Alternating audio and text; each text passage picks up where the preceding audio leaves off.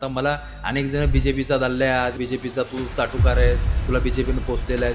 ठीक आहे, तुला वाटतंय ना म्हणायचं काय म्हणायचं ते म्हण. बिंदास या नेत्यांना बोलतो, यांना काय करायचं ते करू. यांना वाटतंय ना याला मारायचा, याला ठोकायचा, बिंदास ठोकत मला काही फरक पडत नाही. या तो अशोक खरा तो बंधुबाबा असेल, घाला ना गोळ्या रे. कृपाली चाकणकर या प्रकरणात ते स्वतः म्हणतात की ते माझे गुरु आहेत, किंवा ज्या माणसाला तुम्ही गुरु मानताय तो माणूस कसा आहे हे तुम्हाला खरंच कळलं नसेल का? नसरापूर मधल्या मुलीचा जो बलात्कार केलेला त्याला का नाही गोळी घातली? तर हे सगळे मंत्री गाडीतून बाहेर काढून तुडवायला पाहिजे होते रस्त्यावरती, फडणवीसांसहित सगळे. समाज शंड झालाय असं वाटतं. समाज शंडच आहे ना. की महाराष्ट्राचे गृहमंत्री हे झोपलेले आहेत का? झोपलेलेच आहेत. देवेंद्र फडणवीसांनी गृहमंत्री खातं सोडावं. एकनाथ शिंदेचं महाबळेश्वर आहे ना, बरोबर. मला आठवतंय ती न्यूज मी पाहिली. स्वतः टाळायला लावायला गेले होते, बंद सील करून टाकलं. आज ते हॉटेल पुन्हा सुरू केलंय. ते हे राजकारणी हरामखोर आहेत असं म्हणायला खरंच काही हरकत नाही.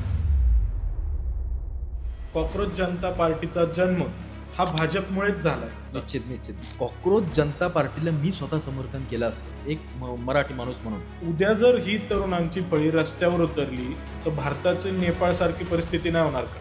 होईल ना.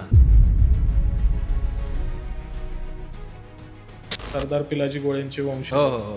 ते देखील व्हिडिओज बनवतात रायगडावर. छत्रपती शिवाजी महाराजांचा इतिहास आणि रायगडाच्या वास्तू मातीमध्ये गाडायचा प्रयत्न चालू आहे. काय निकृष्ट दर्जाचं काम केलं. काय काम केलं म्हणजे दगड असा हाताने निघून जातोय.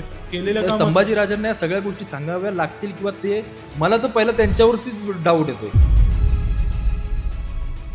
जिथं आरक्षणाचा विषय आला तिथं कोटी कोटी मराठी रस्त्यावर उतरले, पण जिथे इतिहास पुसला गेला कुठं गेले मराठे आमचे? थंड पडले. तलवारी म्यान झाल्या. राजे कुठे गेले आमचे? थंड पडले. शिवाजी जन्मावा शेजारच्या घरात, आपल्याला काय घेणं देणं? आपल्या वाटायला येईल तेव्हा बघू. आता मला अनेक जण बीजेपीचा दल्ल्या आहे, बीजेपीचा तू चाटुकार आहे, तुला बीजेपीने पोचलेला आहे. ठीक आहे, तुला वाटतंय ना म्हणायचं काय म्हणायचं ते म्हण. बिंदास या नेत्यांना बोलतो, यांना काय करायचं ते करू. यांना वाटतंय ना याला मारायचा, याला ठोकायचा, बिंदास ठोकत मला काही फरक पडत नाही. या तो अशोक खरा तो बंधुबाबा असेल, घाला ना गोळ्या रे. कृपाली चाकणकर या प्रकरणात ते स्वतः म्हणतात की ते माझे गुरु आहेत, किंवा ज्या माणसाला तुम्ही गुरु मानताय तो माणूस कसा आहे हे तुम्हाला खरंच कळलं नसेल का? नसरापूर मधल्या मुलीचा जो बलात्कार केलेला त्याला का नाही गोळी घातली? तर हे सगळे मंत्री गाडीतून बाहेर काढून तुडवायला पाहिजे होते रस्त्यावरती, फडणवीसांसहित सगळे. समाज शंड झालाय असं वाटतं. समाज शंडच आहे.